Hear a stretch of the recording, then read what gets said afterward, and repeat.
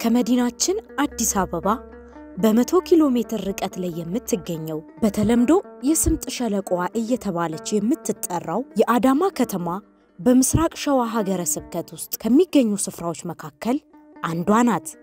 ታዲያ የአዳማ ከተማ መግቢያ በሩን የያዘችው የአዳማ ደብረገነት ቅድስት ኪዳነ ምሕረት በሀገረ ስብከቱ ስር ከሚገኙ አጥቢያዎች መካከል አንዷ ናት። በአሁኑ ወቅት የእመቤታችን የቃል ኪዳኗ ታቦት ባረፈበት ቦታ በሀገር በቀል ዛፎች ታጅቦ ሲኖር በአካባቢው ማህበረሰብ ጥያቄ መሰረት የቅዱስ ገብርኤል ታቦት ከኢቲሳ ተክለ ሃይማኖት መጥቶ የመጀመሪያው ቤተክርስቲያን እንደተመሰረተም ይነገራል። ይህ ቤተክርስቲያን ከመሰራቱ በፊት የአካባቢው ማህበረሰብ ወገኖቻቸውን በሞት በሚያጡበት ወቅት አስክሬን ተሸክመው ለቀብር ረጅም መንገድ መጓዝ ትልቅ ፈተና ስለነበረባቸው ይህን ችግር ለመቅረፍ የመፍትሄው ሐሳብ ቤተክርስቲያን እንደሆነ የአካባቢው ማህበረሰብ ቢረዳም የአቅም ጉዳይና የነገሮች አለመመቻቸት ለምእመናን መልስ ያጣ ጥያቄ ሆኖባቸው ከርሟል። ታዲያ ይህን ችግር የተረዱት በጊዜው የነበሩት ታንከኛው የተሰኘ የመንግስት የጸጥታ ኃይል ሊያግዟቸው ፍቃደኛ በመሆናቸው የአካባቢው ማህበረሰብም ጉዳዩን የአውራጃ ቤተ ክህነት በጽሞና እንዲያዩላቸው በመጠየቃቸው ቤተ ክህነቱም ችግሩን ተረድቶ ለሸዋ ሀገረ ስብከት ሊቀ ጳጳስ ለብፁዕ አቡነ ጎርጎርዮስ ካለ ተመርቶ በሳቸው መልካም ፍቃድ ቀደም ሲል የነበረው የቅዱስ ገብርኤል ታቦት በነበረበት ቦታ ቤተክርስቲያን እንዲሰራ መፈቀዱን ታሪክ ይነግረናል። ታቦተ ኪዳነ ምሕረት ከመተከሏ በፊት ታቦተ ቅዱስ ገብርኤል እዛ ቦታ እንደነበረ ጥንት አባቶቻችን ይነግሩናል። የታሪክ መዛግብትም እሱን ያወሱናል። ታቦተ ቅዱስ ገብርኤል በ1911 ዓመተ ምህረት ከቡልጋ መጥቶ እስከ 19 ጠላት አገራችንን እስከወረረበት እስከ 1928 ዓመተ ምህረት ድረስ ታቦተ ቅዱስ ገብርኤል ቦታው ነበረ። ከዛ በኋላ ታቦቱ ህጉ ወደ ከተማ መግባት አለበት በሚል እዛውን ያለፈበት ቅዱስ ገብርኤል ከዛ የተነሳ ነው። ከዛ በኋላ ቦታው ለብዙ ጊዜ ጠፍ ከሆነ በኋላ የሀገር ሽማግሌዎች እየተሰበሰቡ ታላላቅ ዝግባዎች የነበሩበት ታላላቅ አባቶችም እዛ ህርቅ ያደርጉበት ያው መንፈስ ቅዱስ ስላልተለየው ቦታው እዛ ቦታ ላይ እርቀ ሰላም ያወርዱበታል። ለምን አስቀድሞ መንፈስ ቅዱስ ስለወረደበት ቦታው ላይ ይሄንን ያከናውኑ ነበር። አባቶቻችንም ጸጋ የበዛላቸው አቶ ቱሉም ይባሉ አቶ ቢነግዴ የሚባሉ ቢነግዴ ኃይለ ጊዮርጊስ የሚባሉ አቶ አለማየ የሚባሉ አቶ ዳዲ ትልቁን ሚና ተጫውተው ታቦተ ኪዳነ ምሕረት እዚህ ላይ እንዲተከል ታንከኞችም ነበሩ። ሁሉም ተባብረው 09 ነው ተባብረው ሁሉ ነገር ያደረጉበት ቦታ ነው። ያስመረቅነው እንጻ ቤተክርስቲያን ከመሰራቱ በፊት የነበረው ቤተክርስቲያን በእንጨትና በጭቃ በመሆኑ ኮርኒሱ ተበላሽቶ በመስጥ እየተበላ በመሆኑ በመንበረ ታቦቱ ላይ አፈር እየረገፈ ለአገልግሎት ችግር እየፈጠረ በመሆኑ በሁኔታው ግራ የተጋቡት የደብሩ አስተዳዳሪ መላከ ገነት ቆሞስ አባ ቶማስ ወልደ ጎርጎርዮስ ማህበረ ካህናቱንና ለፍልሰታ ሱባኤ ለመያዝ የሚመጡ ምእመናንን በማወያየት አዲስ ቤተክርስቲያን እንዲገነባ ማሰብ ይጀምራሉ። በሰዓቱ በአዳማ ከተማ አንድ ቤተክርስቲያን ለማሰራት ሀገረ ስብከቱ አስፈቅደው ኮሚቴ አቋቁመው በቅደም ተከተል ተራ ተይዞ በመሆኑ የኪዳነ ምሕረት ደብር ደግሞ ተራ ውስጥ አለመካተቱ ሌላ ፈተና ሆኗል። ታዲያ አንዴ ለአገልግሎት ከተነሱ ደከመኝ ሰለቸኝ የማይሉት ቆሞስ አባ ቶማስና የመንፈስ ልጆቻቸው ሌላ አማራጭ መፈለግን ይጀምራሉ። ታዲያ ልብን ንጹህ አድርጎ ለአገልግሎት ከተነሱ እግዚአብሔርም መንገዶችን ያቀናልና በጾመ ፍልሰታ በወርሃ ነሐሴ ደጇ ላይ ከሚያሳልፉ ልጆቿ መካከል የማህበረ ቁስቋም አባላት ተጠቃሾች ናቸው። ታዲያ ከነዚህ ማህበራት ጋር ቀርበው ውይይት አድርገው ማህበሩ የቀረበለትን ጥያቄ በመቀበል ጊዜ ሳይወስድ ለመስራት ያሰቡትን ዲዛይን ለሰበካ ጉባኤ አቅርበው የቀረበው ዲዛይንና ዝርዝር ሐሳብ ለሀገረ ስብከቱ አቅርበው በብፁዕ አቡነ ጎርጎርዮስ የምስራቅ ሸዋ ሀገረ ስብከት ሊቀ ጳጳስ መመሪያ ሰጭነት የምንመለከተውን ሕንጻ ቤተክርስቲያን መገንባት እንደተቻለም እንዲህ ይነገራል። ብፁዕነታቸው በ2000 ዓመተ ምህረት መጋቢት 27 ደብዳቤ ጽፈውልኝ የገብርኄር ዕለት መጋቢት 28 2000 ዓመተ ምህረት ወደ ቅድስት ኪዳነ ምህረት አስተዳደር ብለው የልጅነት ቀንበር ጫኑብኝ። ቀንበሬን ተሸክሜ 2 ዓመት ከተቀመጥኩኝ በኋላ ቤተክርስቲያኒቷ ምስጢር በጣም ይወጣባታል። በተለይ በጾመ ፍልሰታ በሚሆንበት ሰዓት ብዙ እጅግ እናቶቻችን አባቶቻችን በነበረችው ቤተክርስቲያን ላይ ሲያርፉ በጣም ነው የሚጨነቁት የነበረው። ሚስቱ አለ፣ አፈሩ ይወጣል። ይህንን ተመለከትኩኝና በመጀመሪያ ወደ አባቶቼ በጸሎት እንዲያግዙኝ ታላቁ ገዳም ደብረ ከዋክብት አቡነ ገብረ መንፈስ ቅዱስና ደብረ ሊባኖስ አቡነ ተክለ ሃይማኖት አንድነት ገዳም አባቶቼ ጋር ዛሬም እንዳጋጣሚ የመጡት ከመርፋቅ አባቶች አንዱ ናቸው። አባ ወልደ ጭርቆስ እሳቸውን በጸሎት እንዲያሳስቡኝ አመልክቱልኝ ወደ ፈጣሪ አንድ ዓላማ አለኝ አንድ እቅድ አለኝ በማለት ይሄንን ነገር ነገርኳቸው። አባቶቼ እነሱም ወደ ፈጣሪ አመለክቱልኝ። ጊዜው ሲፈቅድ ከ2 ዓመት በኋላ ነሐሴ 29 2002 የመሰረት ድንጋይ በብፁዕ አባታችን አቡነ ጎርጎርዮስ እንዲቀመጥ ተደርጓል። ከዚህ በፊት ግን ሲደረግ ግን ይህንን መሰረቱን ከማስጣሌ በፊት ግን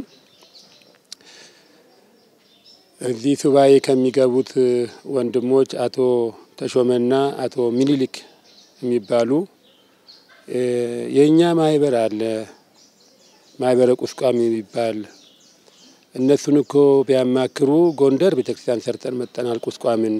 ስለዚህ እኛ ጋር መጥተው ቢወያዩ ቢጠይቋቸው ይሄ ነገር ይሰራል ሲሉኝ ጥያቄውንም አሁን ወደ አባቶቼ ነው ያቀረብኩት።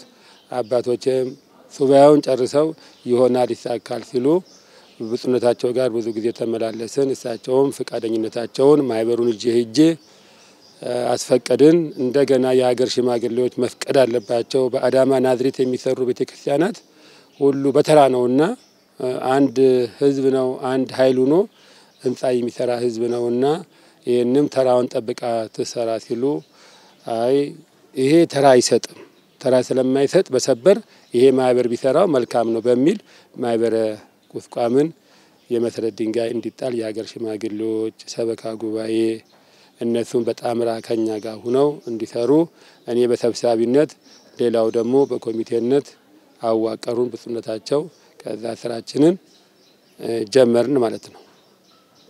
ቀደም ሲል በከተማችን ላይ ቅዱስ ገብርኤል ነበር እየተሰራ ያለው እና ይሄኛው ደግሞ በአስቸጋሪነት ሁኔታ ውስጥና ለሥርዓተ ቅዳሴውን ያስተዋገለ በሚሆንበት ሰዓት ላይ ለአባታችንን በሀገረ ስብከቱ ተጠይቀው አሁን ቅዱስ ገብርኤልን እየሰራን ነው። አሁን ይሄኛውን ልንሰራ አንችልም ትንሽ ተራ ያስፈልጋል ጊዜ ጠብቁ ግን መልካም እና በጎ የሚያረጉት ከተገኙ ልንፈቅድላችሁ እንችላለን በሚል ፍቃድ በእነሱ በአባታችን በአቡነ ጎርጎርዮስ መልካም ፍቃድና የሀገር ሽማግሌዎች በተውጣጡ ይህንን የመስሪያ እንትን ፍቃድ ተሰጠን እና ይሄ ማህበሩ ከዛ በኋላ እንዴት እናርግ እንዴት እንስራት የሚለውን ተወያየን። ታሪክ ስንኖረው የህይወት ትልቁ ፈተና ሲያልፍ ደግሞ አግራሞትንና የትዝታ ፈገግታን ጥሎ የሚያልፍ የኑሮ ትሩፋት ነው። ታዲያ ሰዎች አምላክ ከፈቀደ ታሪክ ሰርተው አሊያም ታሪክን አስጠብቀው ያልፋሉ። ታዲያ አቅምና ጊዜ በፈቀደ መልኩ የሰዎች ጣፈንታ በዚህ ውስጥ ማለፍ ግድ ይለዋል። ትውልድ የማይረሳቸው ከአምላካችን በረከት የምናገኝባቸው መንፈሳዊና ኦርቶዶክሳዊ መገለጫ ስራዎች መካከል አንዱ የሰማዩ መግቢያችንን የምናዘጋጅበት እውነተኛ ቤተክርስቲያንን ማነጽ አንዱ ነው። ይሁንና የኪዳነ ምሕረት ሕንጻ ቤተክርስቲያን ግንባታ ላይ ብዙ ባለድርሻ አካላት ቢኖሩም የምእመናን ተሳትፎ እጅግ የላቀ መሆኑን እንዲህ ይነገራል። የምእመናን ተሳትፎ ይሄ ነው ብሎ መገመት በጣም ይከብዳል። ምክንያቱም ከመሰረቱ እስከ ጉልላቱ የምእመናን አሻራ ነው። እኛ ከፊት ሆነን አስተባበርን ጠየቅን እንጂ ስራው የምእመናን ነው። የምእመናን ገንዘብ ነው። ምእመናን በሰጡት ነው። እኛ ስጡን ብለን እንጠይቃለን። ምእመናኑ ይሰጣል። ምእመናኑ ሲሰጥ ደግሞ ሰጥቶ ይሄን የመሰለ ሕንጻ ተሰራ። ምእመናኑ ማለት ራሱ ቤተክርስቲያኑ ነው ብለን ብንናገር ማጋነን አይሆንም ብለን አምናለን። የምእመናኑ ተሳትፎ ያንበሳውን ድርሻ ያዘው እነሱ። እቺ ቤተክርስቲያን ስትሰራ ከጅማሬው ጀምሮ እስከ ዛሬ ድረስ በእውነት እኔ ሳላመሰግንም ማላልፈው የአዳማን ህዝብ ምእመናንና የአዲስ አበባን እና የአካባቢው በአጠቃላይ እቺ ቤተክርስቲያን የሰራት ኢቭን በዚህ የሚሄደው ሹፌር እንኳን አልቀረም። ወደ እንትን ሲሄድ ሁሉን እጁን ሳይዘረጋና ከፍተኛ አስተዋጽኦ አርጎልን ያለፈው። ሁለተኛው ያው የከተማው ባለሀብቶች ምእመናኑም ከኛ ጋር ስለሆኑ በጣም እነሱን ሳላመሰግን አላልፈም። የአዳማ ህዝብ በእውነት በተለይ ህንጻ ሲሰራ ብዙ ህንጻዎች ተሰርተው ተመርቀዋል። እንደዚሁ ኪዳነ ምሕረት በቃ ይሰጣል። ህዝቡ በእውነት ነው ምለው ለየትኛውም ቤተክርስቲያን ሲሰጥ ነው የምናየው። እኔ ተደምሜያለሁ። ከትንሽ ተማሪዎች ወደ ትምህርት ሲሄዱ አሮጊቶች፣ ትልልቅ አባቶች፣ አረጋውያን፣ ወጣቱም ገብቶት በዚህን ሰዓት ለቤተክርስቲያን እየሰጠ ነው የሚሄደው እና እኔ በእውነት ሁሉም ለቤተክርስቲያን ያለውን አመለካከትና ስሜት ሳይ ረካለው እና ይሄ ህንጻ ስለ እውነት ነው የምለው የሚገርም ህንጻ ነው የተሰራው። እኔ የህዝቡ ጥንካሬና ሰርቶ እንደዚህ ማስመረቅ ትልቅ ነገር ነው። እኛ ሲያሜ ነው ተሰየምን፣ ስራው እንድናከናውን ተሰየምን እንጂ ህዝቡ ነው የሰራው። ያ ከአንድ ሰውና ሁለት ሰው የሚወጣ አይደለም። ከተለያየ ህዝብ ማእመናን የተለያየ መዋጮ ከራሳቸው ከሚያገኙት ነገር ለበረከት ሲሉ ሲያደርጉ አስራት በኩራት ከነሱ በተሰበሰበ ገንዘብ ነውና እንደ አጠቃላይ ከከለ የሚባል ነገርም አይደለም።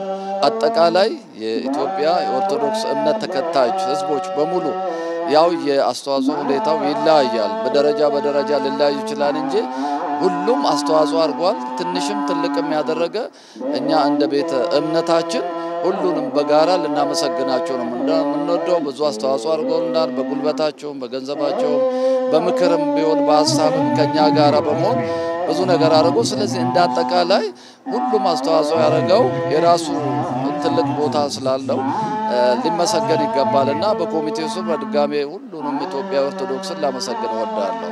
ቤተክርስቲያን ውስጥ ለአገልግሎት የሚፋጠኑ ብፁዓን አባቶች ዶግማና ቀኖናዋን ጠብቀው አስጠብቀው አባታዊ መመሪያ እየሰጡ ሊቃውንቱ አንብበው እየተረጎሙ አዚመው እያመሰጠሩ የቤተክርስቲያንን ታሪክ በማስቀጠል ያንበሳውን ድርሻ ይወስዳሉ። ይሁን እንጂ የማህበረሰቡን ፍላጎት ተረድተው ታሪክን የማስቀጠሉን ጉዞ ከጥንቱ ውቅር አብያተ ክርስቲያናት አንስቶ በዘመናችን የምንመለከታቸውን የተለያዩ ሕንጻ ቤተክርስቲያንን ታሪክንና ዘመንን የሚያሳዩ የዘመን ቅብብሎች ናቸው። ታዲያ የዚህ ታሪክ ተሳታፊ የሆኑት የአዳማ ደብረገነት ቅድስት ኪዳነ ምሕረት ካቴድራል ሕንጻ አሰሪ ኮሚቴና የሰበካ ጉባኤ አባላት ጉዟቸው የታሪክ ቅብብሎች ጉዞ ነውና ልባዊና መልካም ግንኙነታቸው ለስኬታቸው ቁልፍ ሚና እንደሆነም እንዲህ መሰክራሉ። እንግዲህ ያው ግንኙነታችን በጥሩ ሁኔታ ላይ ተመሰረተ ነው። ምክንያቱም ያው የተለያዩ ሰዎች ናቸውና በኮሚቴ ውስጥ የሚሳተፉ ከባዛር ኮሚቴ አለ፣ ከህንጻ ሰሪ ኮሚቴ አለ፣ እንዲሁም ከተለያዩ ኮሚቴዎች ከማህበራቶች የተለያዩ አሉና ከነሱ ጋራ በመተራረም በየጊዜው እንግዲህ ሰተተም ካለ ሰተቶችን በማረም የሌሎች አካባቢ ተሞክሮችን በመውሰድ እንደዛ ነገሮችን በማስተካከል በጥሩ ሁኔታ እንግዲህ ያው ተራርመን እዚህ ደረጃ ይሄን የመሰለ ቆንጆ ህንጻ አድርሰን አሰርተናልና ይሄንን ይመስላል ማለት ነው። ህንጻ ሰሪና ሰበካ ጉባኤ ተለይቶ አይደለም የሰራው ጥምሩን ሆነ የሰራው ከሰበካ ጉባኤ ከምእመናን ከማህበራት ሆኖ ነው የተሰራው። ስለዚህ የሰበካ ጉባኤው አስተዋጽኦ ከፍተኛ ነበረ። ሁለት ቦታ ነበረ እንደ ኮሚቴ ይንቀሳቀስ የነበረው። ሰበካ ጉባኤነቱን በበላይነት ይመራል።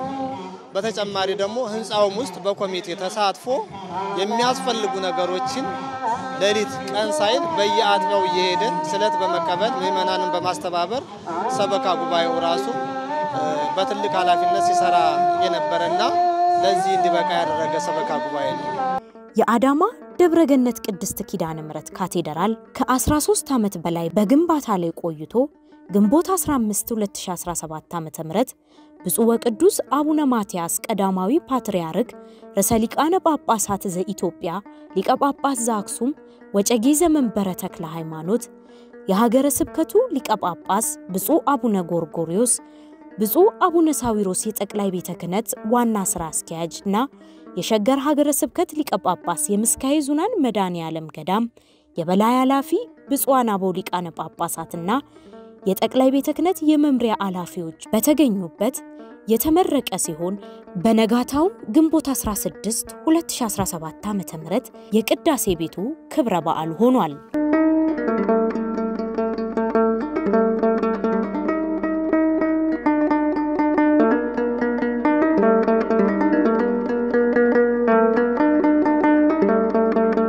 ይችን ቀን ማየት መቻል በራሱ ምንኛ መታደል ነው።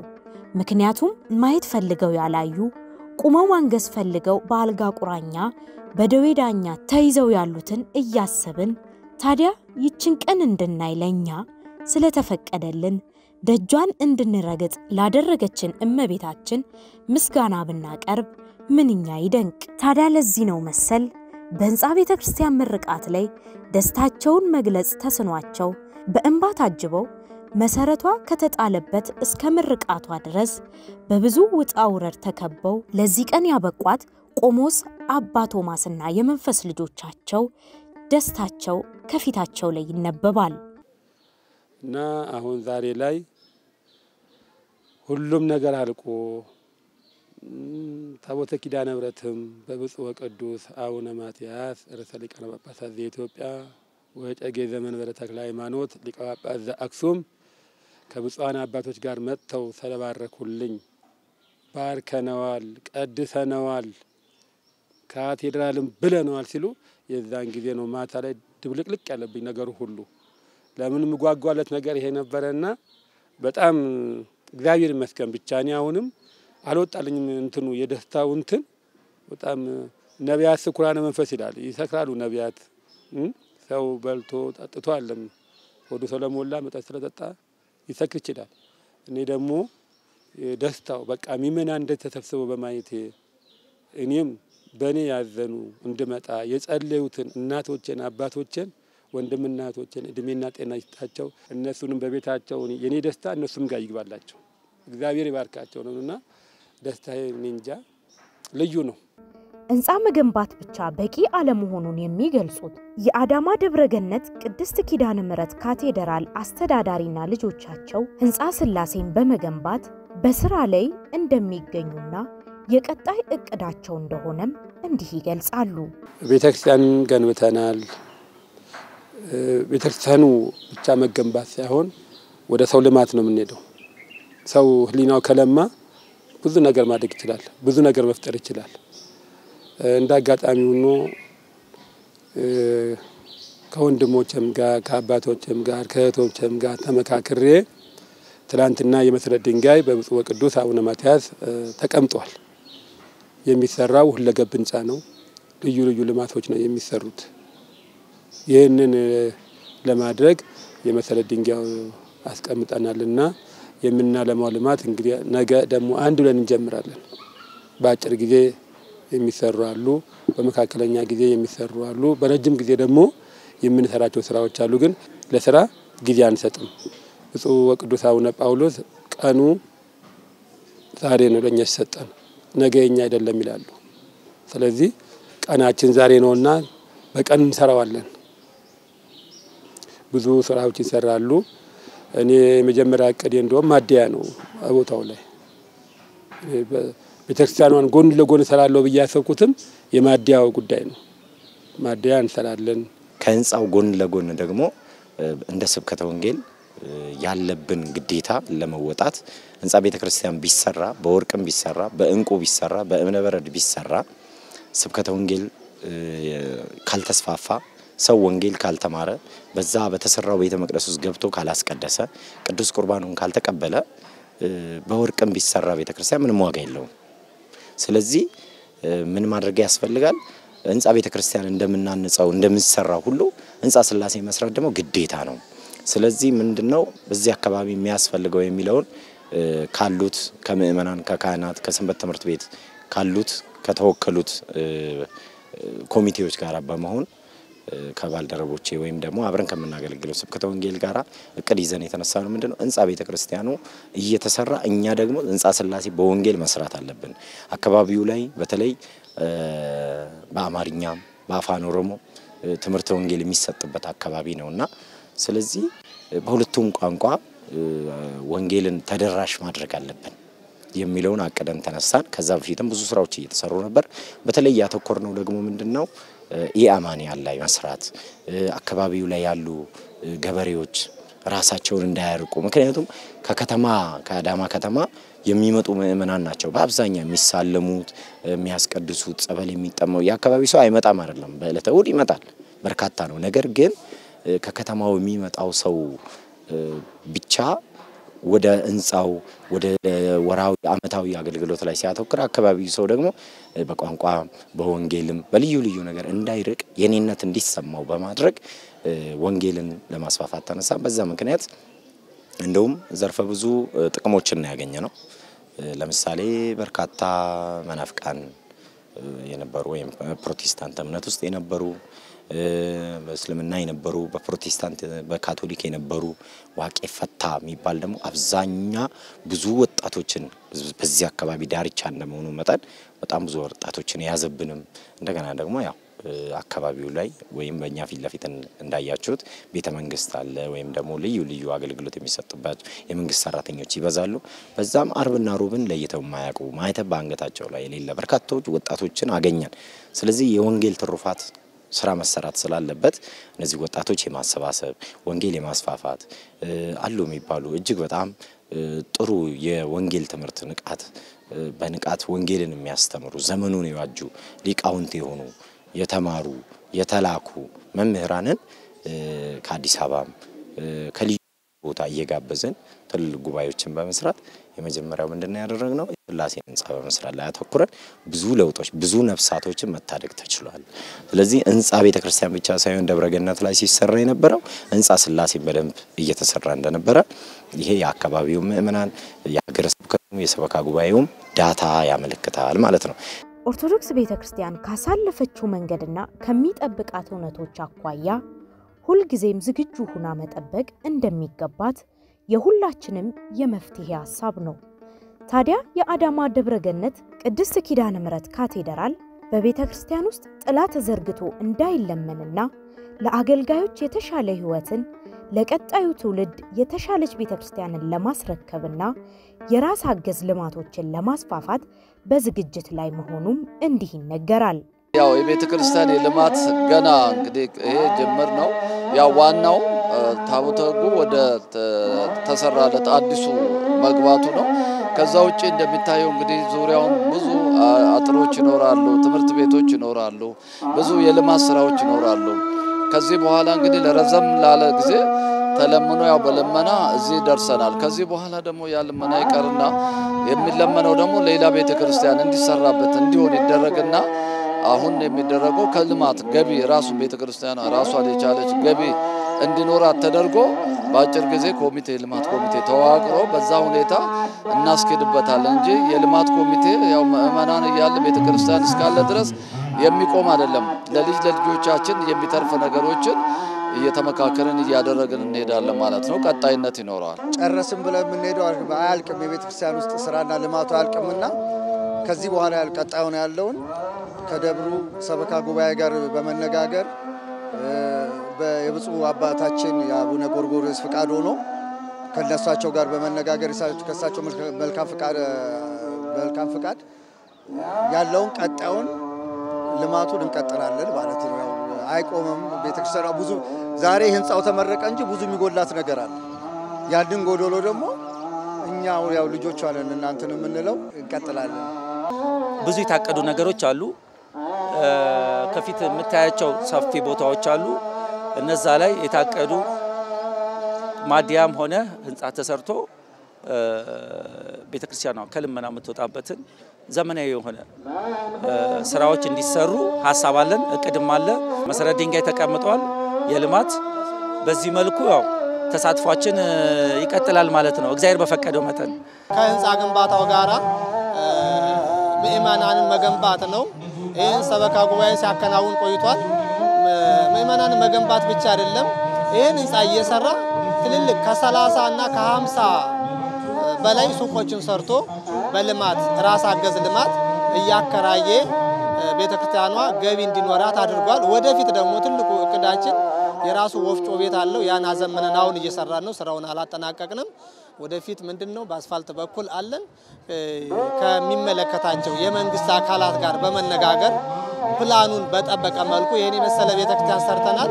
ከቤተክርስቲያኑና ከአካባቢው ከአዳማ ከተማ ጋር ሊሄድ የሚችል ዘመናዊ ሁለገብ ህንጻ ለማሰራት የመሰረት ድንጋይ በብፁዕ ወቅዱስ አባታችን አቡነ ማትያስ አስቀምጠናል። ስራውን እንቀጥላለን። እግዚአብሔርም ያስፈጽመናል ብለን እናምናለን። እንደሚያስፈጽመን እርግጠኛ ነን። የተያዘው የቤተ ክርስቲያን ስራ ነውና መቼስ የፈተናው ነገር መግቢያና መውጫው ግራ ነው። የኪዳነ ምሕረት ቤተ ክርስቲያን የፈተና መንገድ የሚጀምረው ከቦታው እንደሆነም ይነገራል። ፈተናዎች እንግዲህ በመጀመሪያ ትልቁ ፈተናችን የነበረው የቦታው አለታማና ድንጋያማ ነበረ።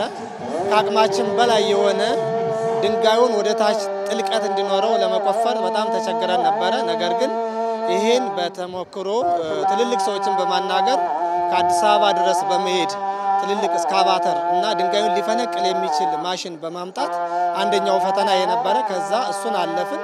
በሁለተኛ ደረጃ ደግሞ እንደዚሁ የማቴሪያል የተለያዩ ነገሮች ነበሩ። ግን ፈተናዎች ሲመጡ አስተምረውንና አጠንክረውን ነው ያለፉት።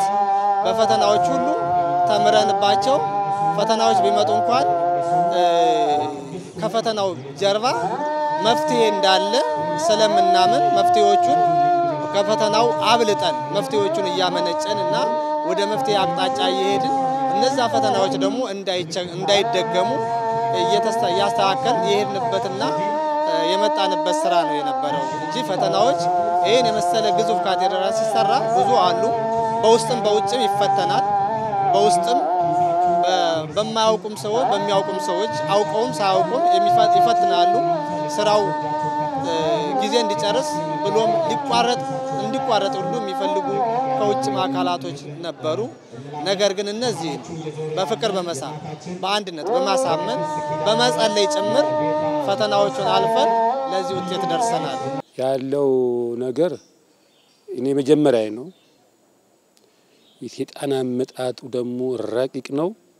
ያንን ረቂቁን ደግሞ ክርስቶስ በዛሬው ቀን አሳፍሮልኛል። በቃ መልስ ሰጥቶኛል። ለኔ በህይወቴ ልዩ ቀን ነው ብዬም ቀደም ሪፖርት ላይ ተናገር ሰምታችሁኛል። ለኔ ልዩ ቀን ነው ዛሬ። ህንጻው ሲሰራ ያሰብነውም ከዚህ በላይ ነበር። ከብፁዕነታቸው ጋር ከማይበሩ ጋር ያሰብነው ትልቅ ነበር።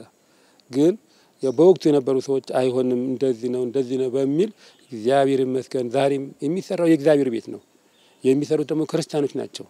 ቤተክርስቲያኒቷ ራሱን የቻለ ፈንድ የላትም። ሀብተ መንፈስ ቅዱስ ያደላቸው የዚሁ ጸጋ ያላቸው ክርስቲያኖች ሁሉ ረድተው የሚሰሩት ህንጻ ነው። ስለዚህ ሊሰራ ሲል ያው ቤተክርስቲያን መሰረት ታስቀምጥ ሰይጣንም ደግሞ የራሱን መሰረት ያስቀምጣልና ይህንን እንዲሰራ በተለያየ ጊዜ አባቶችም ሌሎችም ሊረዱን ሲነሱ ሰይጣን ደግሞ የራሱን ሰዎች እየላከ የሚያወርደው ናዳ ብዙ ነው። ፈተና ያጠነክረናል፣ ፈተና ያበረታናል። ስለዚህ ክርስትና ደግሞ ስም መሸከም ብቻ ሳይሆን መከራውም ጭምር መሸከም ነውና መቼም በእውነት በዚህ በህይወት ውስጥ በቤተክርስቲያን መስራት ላይ ብዙ በህይወቴ የተማርኩበት ነገር አለ። ፈተና ምን እንደሆነ የሚያየሁት ፈተናም ደግሞ እንዴት ማለፍ እንደምንችል እግዚአብሔር ብዙ ነገር ያበረታንና ያጸና የተማርኩበት ትልቁ እዚች ቤተክርስቲያን ላይ ነው እና ፈተናውን ይሄን ብያል ነገርች በጣም ከባድ ፈተና ነበር። ያንን ፈተና ግን ያው እግዚአብሔር ይመስገን እመቤታችን ያው ያስጀመረችን እሷ ነች። ያጸናችን እያበረታችን ፈተናውን ደግሞ ያቀዘቀዘች ዛሬ ለዚህ ለምርቃት አድርሳናለች። ፈተናው ግን ተቆጥሮ አልቅም ምንድነው እጅግ በጣም ብዙ ፈተና ነው። ከዛ ውስጥ አንዱ እኔ የምለው መሰረት ድንጋይ ተጥሎ ያሳለፍነው ነገር ነው። ይሄ እንደምታዩ ተራራ ነው፣ ጭንጫ ነው። ያንን የመሰረት ፋውንዴሽን ለማስቆፈር በጣም ተቸግረናል። በብዙ አይነት መልኩ ሞከርንና ጃካመር የሚባል ማሽን አለ። በሱ ብቻ እንደሚቆፈር መጨረሻ ተረዳን። እሱን ደግሞ ስናፈላልግ ትንሹ 500 ሰዓት ነው የምንጠየቀው። በቃ ክፈሉ ምንባለው የ500 ሰዓት ካልከፈላችሁ አንንቀሳቀስም ነው የሚሉት እና በጣም ተቸገረን አጣን። እጃችን ላይ ደግሞ የሚገርምሽ መሰረት ድንጋይ ሲጣል 100 ሺህ ብር ናት እጃችን የገባችው የሰበሰብ ነው እና ይሄንን ሊያሰራን አይደለም ምንም አይችልም። በጊዜው ያው መብርሃን በዚህ በጣም ተፈተንን። ከ2 አመት 8 ወር ያህል ህንጻው ቆመ ነው የምንለውኛ። ያው ብዙ ውጣ ወረዶች አሉ። ያው ቤተክርስቲያን እንደሆነ መጠን ፈተናዎች አሉ። እንደገና ጥሩ ነገሮችም ይከሰታሉ። ያው የፈተናው መዳረሻ መልካም ነገር ነውና እንደዛ ያያለ እዚህ ጋር ደርሰናልና ይሄን ፈተና እንግዲህ በተለያዩ እንግዲህ ሰዎችም ያው የተለራሳቸው ድክመት ሊኖራቸው ይችላል። ደካማው ያጠናከረን ጠንካራውን ደግሞ ወደፊት ያበቃን ያመጣን እየተራረመን ነገሮችን በማስተካከል በማረም እንግዲህ ያን ፈተና አልፈነዋል ማለት ነው። በቤተክርስቲያን ውስጥ ብዙውን ጊዜ እንደሚታወቀው ብዙ ፈተናዎች ናቸው የሚያጋጥሙት። ምክንያቱም የጥሩ ቦታ የጸሎት ቦታ የመልካም ነገር ቦታ ሲሆን መልካም ነገር ምን ጊዜ ያው ፈተና ይበዛበታልና በዛ መሰረት ያስተካክለን እዚህ ደርሰናል ማለት ነው። ፈተናዎቹ በተመለከተ በምን መልክ እንደምገልጽልሽ ይከብዳል። እግዚአብሔር ቤት ይከብዳል። እንዴ በዋዛ የሚሰራ አይደለም። ሁሉን ችለሽ ነው ሁሉን ትለሽ የማይነሳብሽ ነገር የለም። እውነት ነው የምልሽ እና ደስ የሚልሽ ነገር በቃ ሁሉ ነገር ያለበት ቦታ ነው። ህይወትሽን ራስሽን የምታይበት ነው እና ፈተና ብዙ የተለያየ ፈተናዎች ገጥመውናል። ያንንም በትግስት በጸሎት እና ለዚህ በቅተናል። በቅዳሴ ቤት ክብረ በዓል ላይ አጠቃላይ የሥራው ሂደትና ሪፖርቱን በቆሞስ አባ ቶማስ እንዲህ ቀርቧል። በስመ አብ ወወልድ ወመንፈስ ቅዱስ አሐዱ አምላክ። ብፁዕ ወቅዱስ አቡነ ማትያስ ቀዳማዊ ርዕሰ ሊቃነ ጳጳሳት ወፓትርያርክ ዘኢትዮጵያ ሊቀ ጳጳስ ዘአክሱም ወእጨጌ ዘመንበረ ተክለ ሃይማኖት፣ ብፁዓን አባቶቻችን፣ ብፁዕ አባታችን አቡነ ጎርጎርዮስ የምስራቅ ሸዋ ሀገረ ስብከት ሊቀ ጳጳስ፣ የዘውሃ ያመረ ብርሃን ቅዱስ ገብርኤል ገዳምና የሥራ አመራር መንፈሳዊ ኮሌጅ የበላይ ኃላፊ፣ ብፁዓን አበው ሊቃነ ጳጳሳት፣ ክቡራን የመንበረ ፓትርያርክ ጠቅላይ ቤተ ክህነት የየመምሪያው ኃላፊዎች፣ ክቡር መልአከ ምሕረት ቆሞስ አባ ገብረ መድኅን ንጉሴ የምስራቅ ሸዋ ሀገረ ስብከት ዋና ሥራ አስኪያጅ፣ ክቡራን የምስራቅ ሸዋ ሀገረ ስብከት ምክትል ሥራ አስኪያጅና የየክፍሉ ኃላፊዎችና ሠራተኞች፣ ጥሪ የተደረገላችሁ እንግዶችና የመንግስት የሥራ ኃላፊዎች፣ በዚህ ታላቅ የምረቃ በዓል ላይ የታደማችሁ ምእመናንና ምእመናት፣ የሰማይ አምላክ ያከናውናል፣ እኛም ባሮቹ ተነስተን እንሰራለን። የፋርስ ንጉሥ ጠጅ አሳላፊ የነበረው አይሁዳዊ ነህምያ ወደ ኢየሩሳሌም ሂዶ የእስራኤልን ሕዝብ ቁጥርን እንዲሰሩ የሰማይ አምላክ ያከናውናል፣ እኛ ባሮቹ ተነስተን እንሰራለን በማለት ሕዝቡን አነሳስቶ የኢየሩሳሌምን ቅጥር በ52 ቀናት ውስጥ አሰራ። ከላይ ካየነው መጽሐፍ ቅዱሳዊ ታሪክ ተምረን እኛም ሁላችን ለቅድስት ቤተ ክርስቲያናችን የአቅማችንን ያህል መድከማችን የሚጠበቅብንና ለእግዚአብሔር ያለንን አክብሮትና ፍቅር የሚገልጥ ነው። የተቀደሰው የእግዚአብሔር ቤት ሥራ እዚህ ድረስ መመልከት ሁሉንም ደስ የሚያሰኝ ነውና በቅዱስነቶና በብፁዓን አባቶች ፊት እንኳን ደስ አላችሁ በማለት ደስታዬን እንድገልጽ ይፈቀድልኝ ዘንድ በታላቅ አክብሮት ጠይቃለሁ። በመንፈስ ለጠነከሩትና ለበረቱት ሰዎች የተሰራው ሥራ ከሚያስገኝላቸው ክብርና ደስታ ይልቅ በዚህ በታነጸው ቤተ መቅደስ ቃሉን ሰምተው አምነውና ንስሐ ገብተው ቅዱስ ሥጋውን ክቡር ደሙን ሲቀበሉ ማየት የማይተመንለት ክብር ነው። ብፁዕ ወቅዱስ አባታችን ብፁዓን አበው ሊቃነ ጳጳሳት ይህንን ድንቅና ውብ የቅድስት ኪዳነ ምሕረት ሕንፃ ቤተ ክርስቲያን በማሰራት የደከሙ የደብሩ ሰበካ ጉባኤ አባላት፣ የማይበረ ቁስቋም አባላት፣ ታላላቅ የከተማችን ሽማግሌዎችና ባለሀብቶች፣ ከሀገር ውጭ በተለያዩ የዓለማችን ክፍሎች የምትገኙ የቅድስት ኪዳነ ምሕረት ወዳጆች፣ የከተማና የገጠር አጥቢያ አብያተ ክርስቲያናት፣ የአዳማ ከተማ አድባራትና ገዳማት አገልጋዮች፣ በጎ አድራጊ ምዕመናን እንዲሁም በዚህ በጎ ሥራ ላይ ለተሳተፉት ለአዳማና አካባቢው ማይበረ ምዕመናን ሁሉ ከልብ የመነጨ ምስጋናዬን እንዳቀርብላቸው ይፈቀድልኝ ዘንድ በአክብሮት እጠይቃለሁ። ይቺ ቀን ከምንም በላይ ለኔ ልዩ ቀን ናት። ምክንያቱም የዛሬ 15 ዓመት ነሐሴ 29 ቀን 2002 ዓመተ ምህረት በብፁዕ አባታችን አቡነ ጎርጎርዮስ የመሰረት ድንጋይ ሲጣል እዚህ ስለማስተዳድር አስተዳዳሪም ስለነበርኩ በጥቅምት ወር 2004 ዓመተ ምህረት የግንባታው ሥራው ከባልደረቦቼ ጋር በመሆን አስጀምረን ዛሬ ደግሞ እግዚአብሔር ፈቅዶ በአረጋዊና በአስተዋዩ አባቴ በብፁዕ አባታችን አቡነ ጎርጎርዮስ መልካም ትእዛዝ ወደዚህ ተመልሼ ቁሜ ማስመረቅ በመቻሌ ደስታዬን እጥፍ ድርብ ያደርገዋል። ያማል፣ ግን ዛሬ ተፈውሻለሁ፣ ድኛለሁ። እግዚአብሔርን አመስግኑልኝ።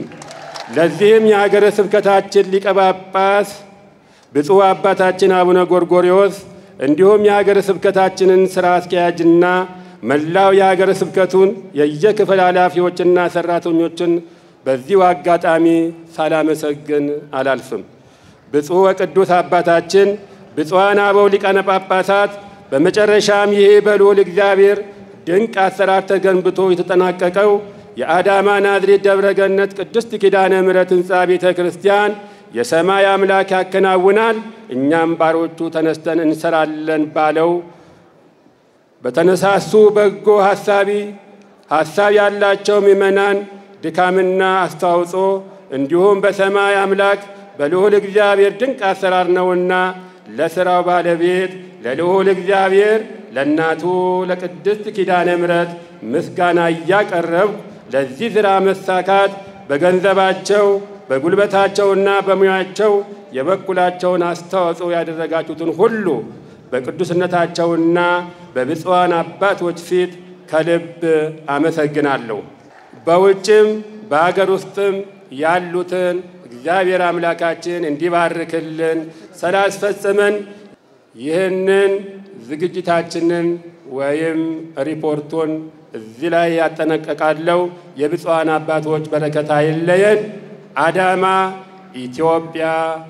የአዳማ ቅድስት ኪዳነ ምሕረት ካቴድራል ሕንፃ አሰሪ ኮሚቴና በስራው ላይ የተሳተፉ ምዕመናን በስራዎች ሁሉ ላልተለያቸው ፈጣሪ ምስጋና አቅርበው በስራዎቻቸውና በመንገዶቻቸው ያልተለዩአቸውን ክብረት ይስጥልን ይላሉ።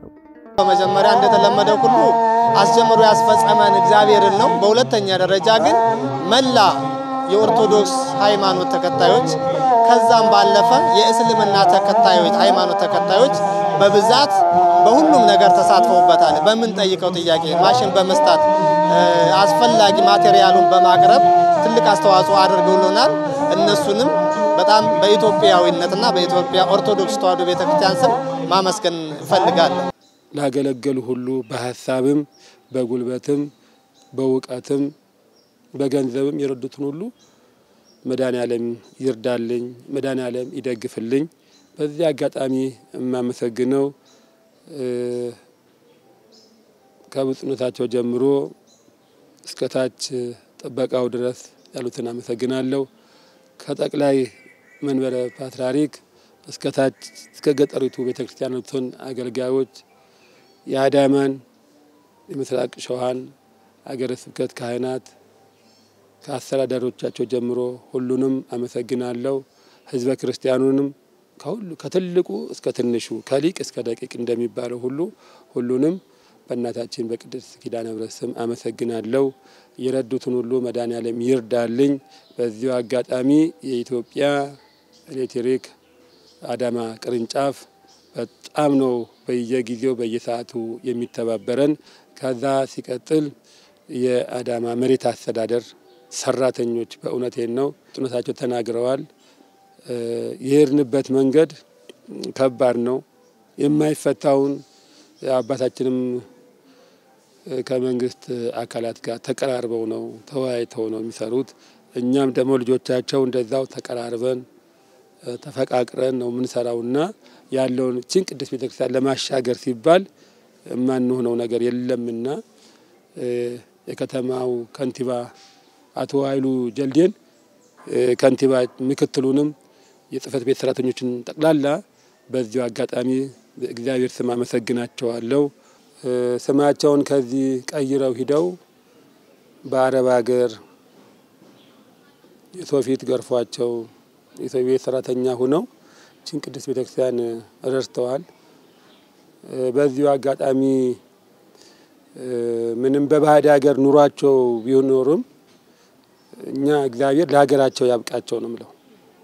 ለሀገራቸው ያብቃቸው፣ ለንስሐ ሞት ያብቃቸው፣ ለስጋው ደግሞ ያብቃቸው ብዬ ነው የምጸልይላቸው ልጆችን እና በጣም ያረዱ እውነቴን ነው የፈረንጅ ባሪያ ሆነው ተገልምጠው ተደብድበው የነሱም አለበት አሻራቸው በመላ ዓለም ነው ያሉትና ኢትዮጵያውያን ወገኖቼ ረድተዋል። አሁንም እየረዱ ነውና ይበልጥ የነሱ ደግሞ ትንሽ ይከብዳል። የሀገር ውስጥስ እንደምንም ይሆናል። በባዕድ ያለው ወንድሞቻችን እህቶቻችን ግን ብዙ ፊት ገርፏቸው ነው ያንን ገንዘብ ተሰደው ከስደት የሚያገኙትን ገንዘብ ደግሞ ሃይማኖት ይበልጣል ብለው ለቤተ ክርስቲያናቸው እየላኩ ይህን ሁሉ ላከናወነ ጀምሮም ላስፈጸመ ለልዑል እግዚአብሔር ከፍተኛ ምስጋና አቀርባለሁ። ለእናቱም ለእመቤቴ ለኪዳነ ምሕረት ለድንግል ማርያም እሷም ክብር ይገባታል። እሱ እናመሰግናለን። በተረፈ ሳናመሰግን የምናልፈው ትልቁ ነገር ብፁዕ አባታችን አቡነ ጎርጎርዮስ እውነት እኔ እሳቸውን በብዙ ነገር ጥንካሬ እንድንጠነክር እንድንበረታ ፈተናውን እንድናልፍ የአባታዊ ምክር እየሰጡ በእሳቸው ጸሎትና ቡራኬ እዚህ ደርሰናል እና እሳቸውን በእግዚአብሔር በእውነት በጤና በእድሜ ጠብቆልን እንግዲህ ለወደፊትም እግዚአብሔር እንዲጠብቅልን እመኛለሁኝ። በተረፈ ሌላው ያው የአካባቢውን ምዕመናን የከተማውን ባለሀብት እና የመንግስታዊ መስሪያ ቤቶች በእውነት ከፍተኛ በዚች ቤተክርስቲያን ላይ ብዙ ነገር በሚደሳ የዚህ የአዳማ ከተማ ከንቲባ ከፍተኛ ለዚች ቤተክርስቲያን አስተዋጽኦ አድርጎልናል። በጣም ነው የምናመሰግነው።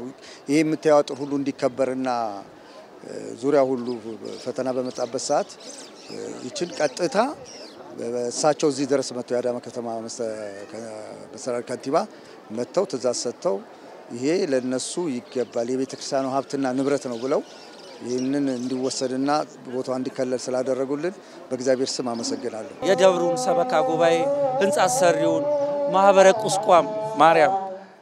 ቁስቋም ማርያም እኛ የዛ አንድ አካል ነን። ሰለቸኝ ደከመኝ ሳይሉ እናቶች አባቶች አሉ። ሌሊት በጨለማ በዝናብ በፀሐይ በአቧራ በቃ ብቻ እነሱም እየወጡ አገልግሎት እየፈጸሙ ህንጻው እዚህ ደርሷልና እነሱንም መብርሃን ክብር ትስጥልን። የሰማዩ ሁሉንም ታቀዳጅላለሁ ከነ ልጇ ትስጠላለሁ።